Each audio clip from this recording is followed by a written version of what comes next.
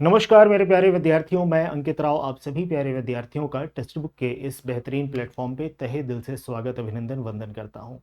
विद्यार्थी, जब हम ग्रेजुएशन कर रहे होते हैं तो हमारा एक ड्रीम होता है कि हम एक अच्छे कॉलेज से पीजी भी करें। अब उस ड्रीम को पूरा करने के लिए एक महत्वपूर्ण पड़ाव आपके जर्नी में आएगा, जो है आपका CUET एग्ज़ाम। ठीक है ना। और CUET पीजी में अच्छे नंबर लाने के लिए क्या सिलेबस होगा, ठीक है, इस एग्ज़ाम में बैठने के लिए हमारा एलिजिबिलिटी क्राइटेरिया क्या होगा, एग्ज़ाम पैटर्न क्या होगा, ये सभी बातें आज के इस सेशन में हम लोग करने वाले हैं। क्लियर। तो सबसे पहले हम प्रारंभ करते हैं एलिजिबिलिटी क्राइटेरिया के ऊपर। तो अगर हम एलिजिबिलिटी की बात करें तो स्टूडेंट्स, आपके पास मैथमेटिक्स में बैचलर का डिग्री होना चाहिए। साथ में कुछ कॉलेजेस के लिए ये होता है कि मिनिमम 60% या मिनिमम 55%, ये डिपेंड करता है कि आप किस कॉलेजेस के लिए अप्लाई कर रहे हैं। ठीक है। मैथमेटिक्स की आपके पास डिग्री होनी चाहिए, कोई एज लिमिट यहाँ पे नहीं होता है।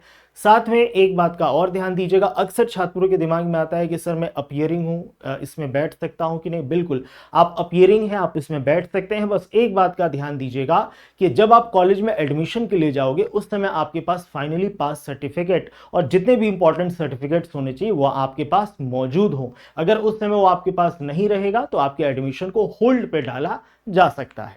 क्लियर। अब बात ये आती है कि अंकित सर, मैथमेटिक्स को लेके हमारी तैयारी किस प्रकार से हो। तो देखो बच्चों, आप जब पीजी में जाओगे ना तो मैथमेटिक्स की जो जर्नी प्रारंभ होती है, एक हायर मैथ्स की अगर हम बात करें तो वो जर्नी हमारा प्रारंभ हो जाता है क्लास 11th से ही। क्लास 11th, क्लास 12th, यहाँ पे जो हम कॉन्सेप्ट सीखते हैं इन्हीं का एप्लीकेशन हम देखते हैं पीजी में, इन्हीं का एप्लीकेशन हम देखते हैं यूजी में। क्लियर। और यूजी में जो हम बातें सीखते हैं इनका एप्लीकेशन हमको दिखता है पीजी में। यानी कि अगर आपका बेसिक बहुत अच्छे से स्ट्रांग है तो आपको ग्रेजुएशन का भी मैथ्स आपका बहुत अच्छा होगा। क्लियर। और ग्रेजुएशन का मैथ्स आपका बहुत अच्छा है तो आप पीजी में बहुत बेहतरीन करेंगे। ठीक है ना। तो हम लोग सीधे चलते हैं सिलेबस पे कि हमारा सिलेबस क्या है। लेकिन उसके पहले मैं आपको एक बार एग्जाम पैटर्न बताना चाहता हूं कि एग्जाम पैटर्न क्या है। आपके टोटल 75 क्वेश्चन यहां पे पूछे जाएंगे। हर प्रश्न आप कंपलसरी होगा और क्वेश्चंस जो होगा बच्चों वो आपके बाइलिंगुअल होंगे, यानी कि हिंदी और इंग्लिश दोनों ही भाषाओं में होंगे। क्लियर। सिलेबस से मैं आपको रूबरू कराता हूं, लेकिन जो सिलेबस आपका मैं आपके समक्ष लेके आया हूं वो ऑफिशियल सिलेबस है। मतलब कि जो आपको वेबसाइट्स पे, CUET के वेबसाइट्स पे जो सिलेबस मिलेगा वही मैं आपके समक्ष लेके आया हूं, ताकि आपको एग्जैक्ट पता चल सके कि हमारे एग्जाम में क्या क्या चीजें पूछी जाएंगी। क्लियर। तो इसके लिए हम लोग चलते हैं यहां पे। ठीक है बच्चों, तो ये हमारा है मैथमेटिक्स का कोड है SCQP19। अंडरस्टूड। और इनका सिलेबस देखिए, सिलेबस किस प्रकार से है, मैं जूम करके और पढ़ के आपको सुना भी दूंगा अच्छे से। देखिए, अगर हम सिलेबस की बात करें तो सबसे पहले आपका आता है अलजेब्रा। ठीक है। अब अलजेब्रा में हमने जो 11 12th में पढ़ा है और जो ग्रेजुएशन में पढ़ा है उसी का पूरा मिक्स सिलेबस यहां पे दिया हुआ है। जैसे ग्रुप से है, सब ग्रुप से है, अबेलियन ग्रुप है, नॉन अबेलियन ग्रुप है, साइक्लिक ग्रुप है, परमुटेशन ग्रुप है, नॉर्मल सब ग्रुप है, लैग्रेंजेस थ्योरम है, ग्रुप होमोमॉर्फिज्म है, क्वोशिएंट ग्रुप है, रिंग, सब रिंग, देन आपका vector spaces, linear dependence, independence है, मैट्रिक्स है, ट्रांसफॉर्मेशन ऑफ मैट्रिक्स है, देन आपका स्टूडेंट रियल एनालिसिस है। क्लियर। रियल एनालिसिस में आपके sequence series of real number है, कन्वर्जेंट डाइवर्जेंट सीक्वेंस है, बाउंडेड एंड मोनोटोन सीक्वेंस है। ठीक है। देन आपका functions of one variable and आपका लिमिट है, कॉन्टिन्यूटी है, डिफरेंशिएशन है। वही 11 12 और यूजी में आपने एडवांस कैलकुलस में जितनी बातें पढ़ी हैं। उसके बाद आपका कॉम्प्लेक्स एनालिसिस है। कॉम्प्लेक्स एनालिसिस के अंतर्गत आपका फंक्शंस ऑफ कॉम्प्लेक्स वेरिएबल है, डिफरेंशियबिलिटी है। ठीक है। कॉचे-रेमन थ्योरम है, जितना भी आप लोगों ने यूजी के अंतर्गत पढ़ा है। ठीक है ना। उसके बाद आपका इंटीग्रल कैलकुलस है बच्चों। इंटीग्रल कैलकुलस में आपका आ जाएगा जो आपने क्लास 11 12 में पढ़ा है, प्लस एडवांस कैलकुलस में जितनी चीजें आपने पढ़ी हैं। Integration as the inverse process of differentiation, उसका डेफिनेशन ही दे दिया। ठीक है। Definite integral and their properties, fundamental theorem of integral calculus. Then आपका है double and triple integral, change of order of integration, calculating surface area and volume. Then आपका differential equation के अंतर्गत है ordinary differential equation of first order, Bernoulli's theorem, exact differential equation, integrating factor, orthogonal trajectories, then आपका vector calculus है, इसमें भी जो हमने 11th-12th में पढ़ा था और यूजी में जो हमने चीजें पढ़ी हैं। देन आपका लीनियर प्रोग्रामिंग है, ये इस पे छात्र थोड़ा कम ध्यान देते हैं, तो इससे इससे अच्छे क्वेश्चंस भी आपके सीयूईटी में पूछे जाते हैं।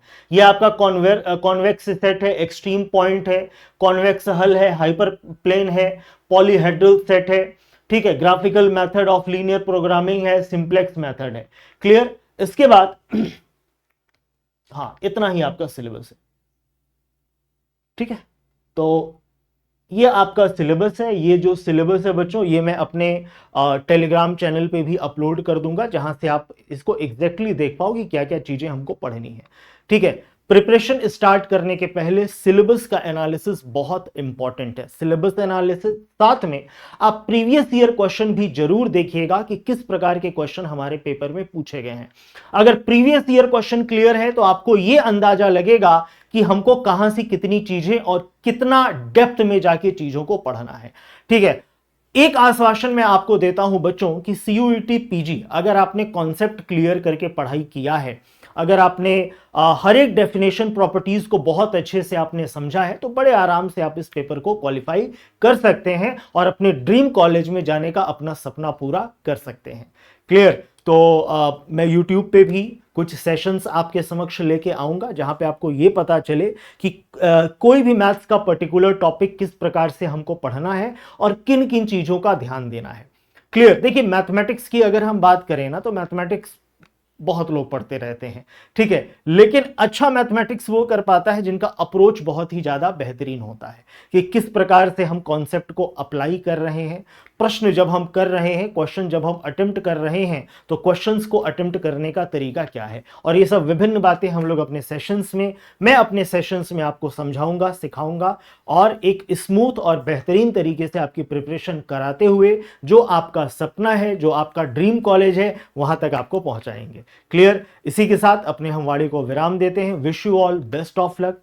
खूब मन लगा के पढ़िए, खूब अच्छे से पढ़िए और आपका जो सपना है उस सपने को विद्यार्थी आप पूरा करिए। बहुत बहुत धन्यवाद बच्चों।